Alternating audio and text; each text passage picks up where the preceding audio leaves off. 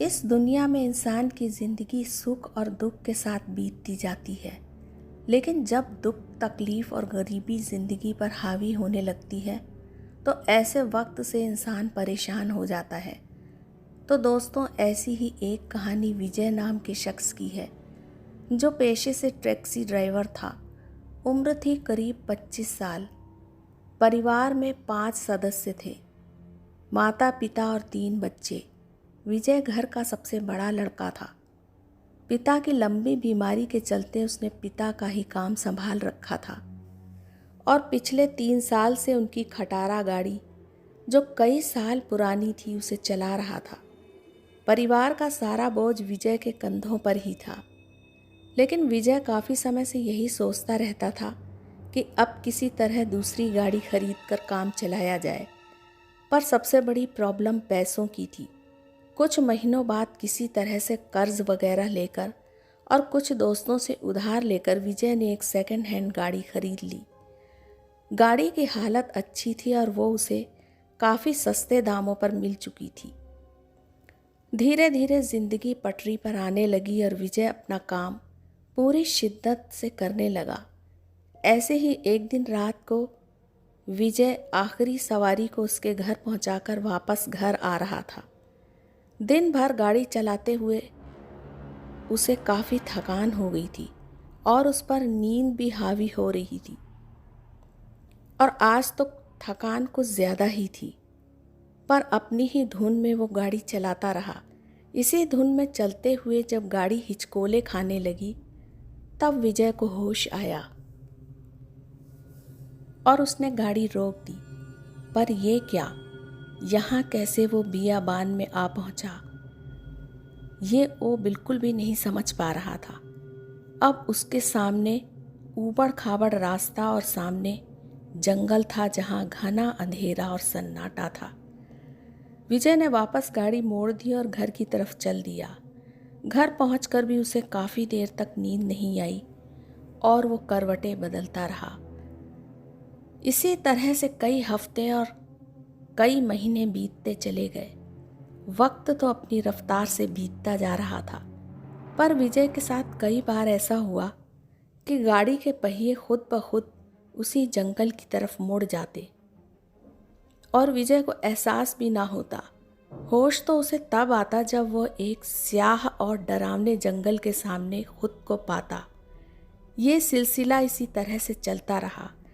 विजय को अपने कुछ दोस्तों से भी ये बात कहनी पड़ गई, पर ज़्यादातर लोगों ने यही राय दी कि तू आराम नहीं करता है, दिन भर मेहनत करता है और इसी थकान की रौ में तुझे कुछ समझ नहीं आता, इतनी मेहनत मत किया कर। लेकिन विजय पर तो यही धुन सवार थी कि किसी तरह से कर्ज का बोझ हल्का हो, और वो इसी तरह से मेहनत से काम करता रहा। एक दिन माँ ने कहा कि बेटा, घर जल्दी आ जाना, क्योंकि आज तेरी बहन का जन्मदिन है। माँ भी इसी बहाने चाहती थी कि बेटे को कुछ आराम मिल जाए। उसकी दिन रात की मेहनत को वो भी मायूसी से देखती रहती थी। विजय को एक सवारी मिल गई और उसने सोचा उसे छोड़कर सीधे घर आऊँगा। अब वो गाड़ी चला रहा था और सवारी पीछे थी। वो एक मिडिल एज का आदमी था, जिसका चेहरा भी ठीक से नज़र नहीं आ रहा था। उसे शहर से कुछ दूर ही छोड़ना था। तकरीबन 2 घंटे में आना जाना हो जाता था। इसी समय रात के 8 बजे थे, यानी कि वो अपने घर 10 बजे तक पहुंच जाता। विजय की गाड़ी भागती जा रही थी और अब शहर यानी आबादी दूर होती जा रही थी। उसके सामने अब एक कच्चा रास्ता था और दूर घने पेड़ भी लगे हुए थे, जो बीच बीच में उसको दिखाई दे जाते थे। यहाँ लाइट न होने की वजह से खासा अंधेरा था। विजय घर और कर्ज के बारे में और भी बहुत सी बातें और जो ख्याल उसके जहन में आते जा रहे थे, उसी के बारे में वो सोच रहा था। लेकिन उसे ये रास्ता कुछ जाना पहचाना सा लगा। ये तो वही रास्ता था जहाँ विजय की गाड़ी अक्सर आकर रुक जाती थी। विजय अब सोच रहा था कि वो जा कहाँ रहा है और पीछे बैठा शख्स भी चुपचाप है। अब तक गाड़ी काफ़ी आगे आ चुकी थी। तभी विजय बोल पड़ा, सर आपको कहाँ जाना है? कुछ देर इंतज़ार करता रहा लेकिन पीछे से कोई आवाज़ नहीं आई। अब विजय ने पीछे मुड़कर देखा तो पिछली सीट पर कोई नहीं था।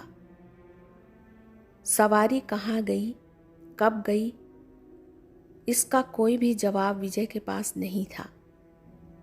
विजय गाड़ी से उतर गया।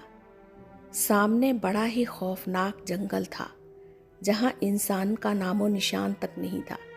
उस डरावने और एक सिहरन पैदा करने वाले सन्नाटे में विजय एकदम अकेला था और सवारी भी गायब थी। अब वो वापस गाड़ी में आकर बैठ गया।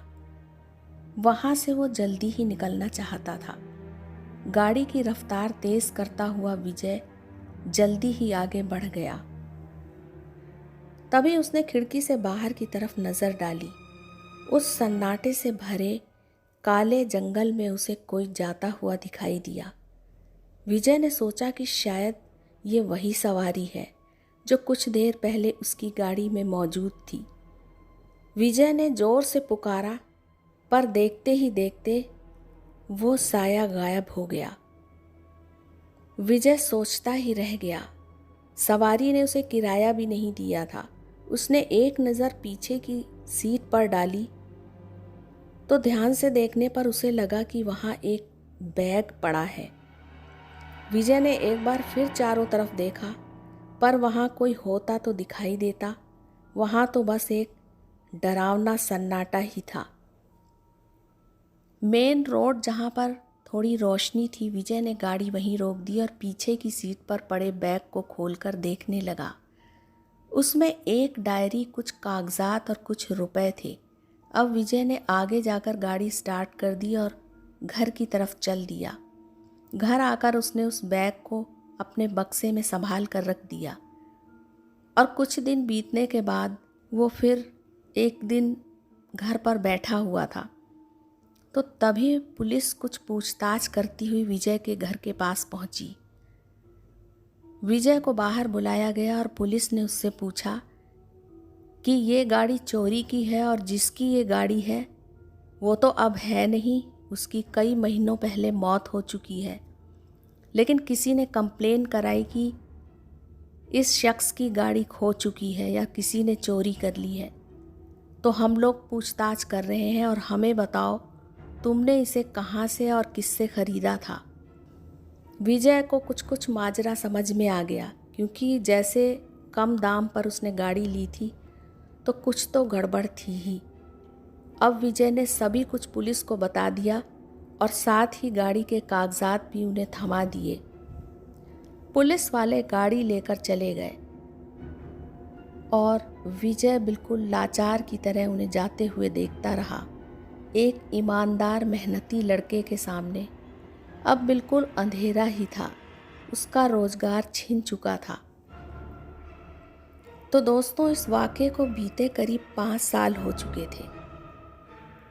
वक्त किस तरह कट गया ये पता ही नहीं चला, पर अपने साथ वो बहुत बड़े बड़े बदलाव भी लाया और ये बदलाव विजय के लिए तो कुछ ठीक ही थे। इन 5 सालों में विजय की ज़िंदगी पूरे तौर पर बदल चुकी थी। अब वो पहले वाला मजबूर, लाचार और गरीब विजय नहीं था, बल्कि एक शानदार ज़िंदगी जीने वाला एक बड़ा इंसान बन चुका था। लेकिन इसकी भी कहानी बड़ी अजीब है। अब हम लोग पिछले 5 साल पीछे चलते हैं, जब विजय के सामने जीने की समस्या मुंह बाए खड़ी थी। काम बंद होने के कारण विजय को बहुत धक्का लगा था और वो अक्सर कमरे में बैठा बैठा गहरी उदासी में डूबा रहता। इसी तरह दिन बीत रहे थे और एक दिन उसने बक्सा खोला तो उसे वही बैग नजर आया। धीरे से बैग उठाकर विजय उसे खोलने लगा। खोलते ही उसमें उसे कुछ रुपए, एक डायरी और कुछ कागज़ एक लिफाफे में रखे हुए मिले। उसने डायरी पढ़नी शुरू की और पढ़ता ही चला गया। वो डायरी किसी प्रताप नाम के शख्स की थी और आखिरी पन्ने पर पहुंचकर उसने देखा कि उस पन्ने में एक छोटी सी फोटो भी थी।